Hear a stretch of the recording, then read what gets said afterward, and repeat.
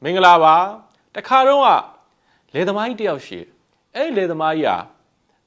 ဒီစင်းရဲကြက်တဲတဲ့အတွက်သူကဒီတထိတ်တယောက်စီကနေငွေတို့ချီးပြီးတော့သူကလေလုတ်တဲ့အခါမှာတဖြည်းဖြည်းလေရလည်းမအောင်မြင်ရာသီဥတုကလည်းမကောင်းအကျွေးတွေကပြီးပေါ့အကျွေးပေါ်မှာအတိုးတွေဆင်းပြီးတော့မှသူနောက်ဆုံးပြန်အောင်မဆက်နိုင်တော့ဒါနဲ့သူလေတွေအားလုံးအဲ့တထိတ်ကိုထိုးအပ်ပြီးတော့မှသူကအလုတ်လက်မဲ့ဘဝရောက်သွားအဲ့နဲ့အဲ့လေသမားကြီးကစိတ်ညစ်ပြီးတော့မှသူထွက်လာတာပေါ့နော်ရောက်ရပေါက်ရရက်ကိုထွက်သူ့လက်ထဲမှာလဲစားစရာဆိုလို့ဒီပေါင်မုံလေးတစ်ဝက်လောက်ပဲကြံတော့တာဘာမှသူစားစရာမရှိတော့အဲ့အချိန်မှာသူ့ဘဝင်းကြီးကတခြားသူတွေကဘာပြောလဲလောကမှာကံကောင်းစေတဲ့နမင်းဆိုတာရှိတယ်အဲ့ဒီကံကောင်းစေတဲ့နမင်းကိုမင်းရအောင်ရှာမင်းဘဝတော်တော်ကန်ဆိုးနေပြီအဲ့ဒီနမင်းနဲ့သာမတွေ့ဘူးဆိုမင်းဘဝဟာဆုံးမြုပ်သွားလိမ့်မယ်အဲ့နဲ့သူကရောက်တဲ့ရောက်ထွက်လာပြီးတော့မှပေါင်မုံလေးတစ်ချမ်းကင်ပြီးတော့အဲ့ဒီကံကောင်းစေတဲ့နမင်းကိုရှာတာပေါ့လေလမ်းမှာတွေ့တဲ့ရွာတွေကိုလည်းဝင်မေးတယ်ကံကောင်းစေတဲ့နမင်းကဘယ်နားမှာရှိတာလဲနတ်ကွန်းရှိလားလူတွေလည်းကြောင်တောင်ပဲမသိဘူးကြားတော့ကြားဘူးတယ်ကံကောင်းစေတဲ့နမင်းဆိုတာလောကကြီးမှာရှိတယ်ဘယ်မှာရှိမှမသိဘူးအဲ့ဒါ तू ရှာတယ်ဘယ်လို့မှ तू ရှာမရအောင်အဲ့ဒါနဲ့ तू တော်တော်လေးနေမြင့်လာတော့နေပူလာတဲ့အချိန်မှာဒီတစ်ပင်အရေးအောက်တစ်ခုတွေ့တဲ့အခါမှာ तू ဒီပေါင်မုံကလေးကိုစားမယ်ဆိုပြီးထိုင်လိုက်တဲ့အချိန်မှာအဲ့ဒီမှာလွန်သူ့ထက်ကိုပို့ပြီးတော့နော်ဒီဆင်းရဲပြီးတော့မှသူ့ထက်ကိုပို့ပြီးတော့ငတ်မွတ်နေတဲ့ပုံပေါက်တဲ့လူတယောက်ကိုတွေ့တယ်အလွန်ဘလို့ခေါ်မလဲကြည့်လိုက်တာနဲ့နော်တော်တော်ငတ်မွတ်နေတဲ့ပုံပေါက်တဲ့သူတယောက်ကိုတွေ့တဲ့အခါကျတော့သူကလည်းသူ့ဆရာအစာတောင်းစားတဲ့အခါကျတော့သူ့လက်ထက်မှာရှိတဲ့ပေါင်မုတ်တစ်ဝက်ပဲရှိတော့တာဒါပေမဲ့ तू ကနည်းနည်းဖိုက်ကပြည့်နေသေးလို့ तू ခံစားတနာလာပြီးတော့သူ့ကိုကျွေးလိုက်တယ်तू ကဝမ်းသာသွားစားအဝစားပြီးတဲ့အချိန်မှာစကားဆက်မိတာပေါ့နော်ဘလို့ဖြစ်တာလဲကျုပ်လည်းပဲဒီလိုပဲလေဆုံးရှုံးသွားတယ်ခမရတဲ့အရင်ပို့ပြီးဆုံးရှုံးသွားကျုပ်ကတော့ဗျာအဲကံကောင်းစေတဲ့နမီးကိုရှာနေတာကံကောင်းစေတဲ့နမီးကဘာမှရှိမှမသိဘူးအဲ့လိုလဲပြောလိုက်တော့ခုနလေတွေဆုံးရှုံးသွားတယ်လို့ပြောတဲ့ဒီသူ့ထပ်ပို့ပြီးဆင်းရဲပုံပေါက်တဲ့သူတယောက်ချက်ချင်းသူ့မျက်နှာတွင်ပြုံးသွားတာကိုမျက်နှာပြုံးပြီးတော့တခါတည်းကိုရောက်ကိုကတောက်ပါလာပြီးတော့မသူကဘာပြောဝုန်းဆိုပြီးတော့နမီးဖြစ်သွားကံကောင်းစေတဲ့နမီးဟာကျုပ်ပဲတဲ့ဒါပေမဲ့ကျုပ်ကိုလောကမှာလူတွေကမတွေ့ဘူးနှလုံးသားဖြူစင်တဲ့သူတွေပဲကျုပ်ကိုတွေ့နိုင်ကံကောင်းဖို့ဆိုတာလူတွေတော်တော်များများနှလုံးသားအမဲကြီးတွေနဲ့လိုက်ရှာနေကြနှလုံးသားမဲတဲ့သူကကံကောင်းတဲ့နမင်းကိုမတွေ့ရဘူးခမရတော့ခမရလည်းအစင်ပြေတာမဟုတ်အစင်မပြေတဲ့ကြားတွေကခမရမှာရှိတဲ့မုတ်တော်ဝက်ကိုတော့ကြုတ်ကိုကျွေးတယ်အဲ့တော့ခမရအခုကံကောင်းစေတဲ့နမင်းနဲ့တွေ့ပြီခမရကိုကံကောင်းအောင်လုပ်ပေးမယ်ဘဝတစ်လျှောက်လုံးခမရကံကောင်းပြီသာမှတ်ပြီးတော့ဆိုပြီးခယူသင်းတစ်ခုထုတ်ပေးတယ်ဒီခယူသင်းကိုခမရယူသွားအဲ့ဒီခယူသင်းကို၈ကြိမ်၃ခေါက်မှုတ်ပါဘယ်လိုမှုတ်ရမလဲ၈ကြိမ်၃ခေါက်မှုတ်ပြီးခမရလိုရစုတောင်းအမြဲတမ်းပြည့်စရာဟာပျော်သွားတာပေါ့ကျေးဇူးတင်ပါတယ်နမင်းကြော့ကျင်တော်မရလဲဝုန်းဆိုပျောက်သွားအဲ့ဒီလက်သမားကြီးခယူသင်းကိုကင်ပြီးတော့အိမ်ကိုပြန်လာတဲ့အချိန်မှာခုနသူအိမ်ပြန်ရောက်တဲ့အချိန်မှာသူကခယူသင်းကိုမှုတ်လိုက်တဲ့အချိန်မှာသူလိုတာတွေယူတာပေါ့နော်၈ကြိမ်၃ခေါက်မှုတ်လိုက်တာနဲ့အိမ်ကောင်းတွေရလာတယ်ဟလာတခါတည်းကြောက်တံပရံများတွေကချက်ချင်းသူ့မြို့မှာချမ်းသာတဲ့ကြွယ်ဝတဲ့သူတယောက်ဖြစ်သွားအဲ့ဒါနဲ့သူ့အကျွေးရှင်တထေးရပုံမှန်ပြောရင်နှလုံးသားမဲနဲ့ပေါ့နော်တကောင်နေချင်းရချင်းချမ်းသာသွားသိမဟုတ်ဘူးငါအကျွေးတွေလည်းချက်ချင်းပြန်ဆက်သွားတယ်ဆိုပြီးတော့လက်သမားတစ်ဖြစ်လဲပေါ့အခုတော့တထေးကြီးဖြစ်သွားပြီပေါ့သူ့သွားပြီးတော့အိတ်အောက်တာစကားအိတ်အောက်ဟိုကလက်သမားကြီးကလည်းငကိုတဲ့ရိုးသားတဲ့သူဆိုအဲ့ခူသေးအကြောင်းသိသွားပါလိရောအဲ့ဒါတထေးကဘာလုပ်လဲချမ်းသာတဲ့သူကပိုချမ်းသာကျင်တာကကောင်းတယ်နော်သို့တော့မှန်ကန်ကောင်းမွန်တဲ့စိတ်ကိုအခြေခံဖို့လိုတယ်အဲ့တထေးကကောက်ကျစ်တဲ့စိတ်နဲ့ဘာလဲဆိုညဘက်ရောက်တော့အဲ့ဒီခူသေးကိုခိုးပါလိရော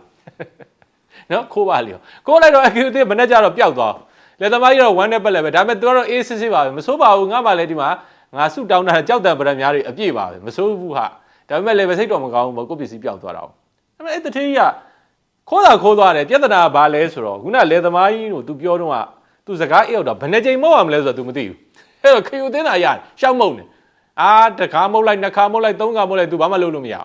းလိုတာဆုတောင်းတယ်အိမ်ကမိန်းမကြီးကချက်ချင်းမော်ဒယ်ဖြစ်သွားပါစေမဖြစ်ဘူးဟာဘလို့ဖြစ်တာလဲ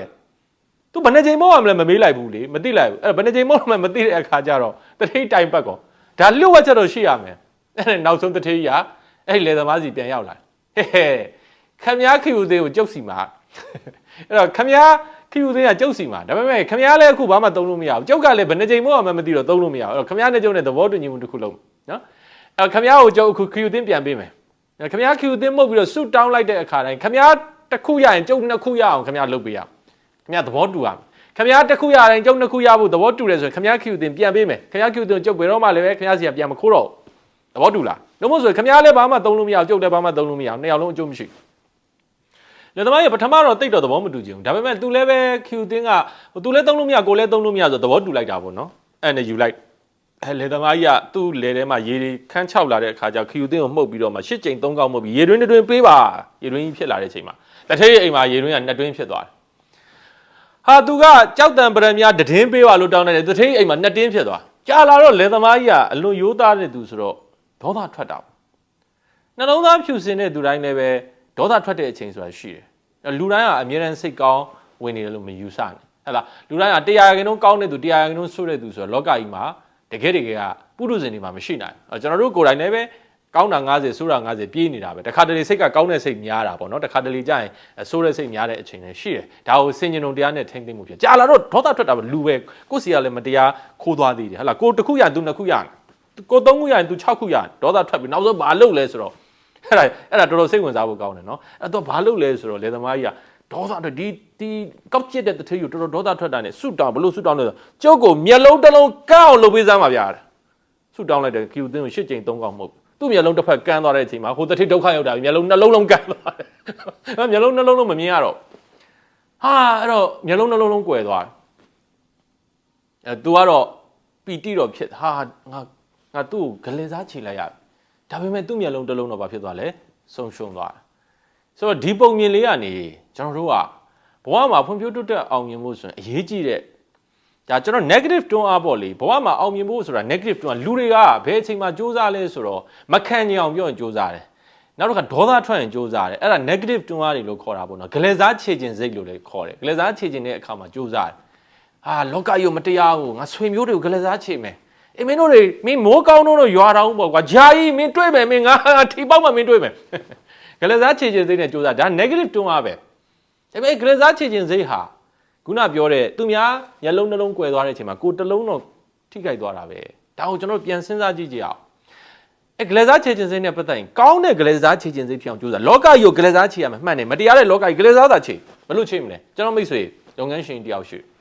အဲ့လုပ်ငန်းရှင်တယောက်နဲ့ကျွန်တော်စကားပြောတဲ့အခါမှာဟောပြောပွဲတွေသွားနေစကားပြောတဲ့အခါသူကဘာပြောလဲဆရာတဲ့ကျွန်တော်တို့ငယ်ငယ်ကကျွန်တော်တို့ဆွေမျိုးတွေက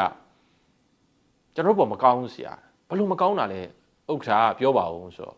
အေးဗျာကျွန်တော်တို့ငယ်ငယ်ဆင်းရဲတယ်ဆင်းရဲတဲ့အခါသူတို့စန်နေစီတွေတွားပြီးတော့ချိတာပေါ့ဆရာသူတို့မှရှေ့ရသားနဲ့မပေးဘူးတဲ့ကျွန်တော်ဒီနေ့အောင်မြင်လာပြီကျွန်တော်ဒီနေ့အောင်မြင်လာတဲ့အချိန်မှာသူတို့ကောင်းကောင်းကလေးစားချင်နေပြီဒါကျွန်တော်စိတ်ဝင်စားဟာပြောပါဥက္ကဋ္ဌဘလို့ကလေးစားချေတာလဲကျွန်တော်လည်းသိပြရစီဆိုဟဲ့တဲ့တော့ရည်ပြီးပြောတယ်ဆရာဘလို့ကလေးစားချေလဲဆိုတော့သူတို့အိမ်တွေကိုတစ်လောက်စန်တအိတ်စီတပုံကျုပ်အမြဲပို့နေပြီအသိကောင်းတဲ့ကလေးစားချေနေဖြစ်တယ်လောကမှာကိုယ်ဒုက္ခပေးထားတဲ့သူတယောက်ကိုသူအကျိုးရှိအောင်ကူညီပေးလိုက်တဲ့အချိန်တော့ပြုံးရတဲ့ပီတိအပြုံးဟာခုနသူမျက်လုံးနှလုံးကွယ်သွားတဲ့အတွက်ကိုမျက်လုံးတစ်လုံးဆုံးရှုံးသွားတဲ့အချိန်မှာပြုံးတဲ့အပြုံးထက်အများကြီးတာလုံးနေဆိုတာမမေ့ပါနဲ့ဒါကြောင့်လောကမှာအောင်မြင်ခြင်းဂလစားချေဖို့လိုတယ်ဘယ်လိုဂလစားချေမလဲကိုယ့်ကိုထိခိုက်စေခဲ့တဲ့သူတွေဒုက္ခရောက်စေခဲ့တဲ့သူတွေကိုတစုံတရာအကျိုး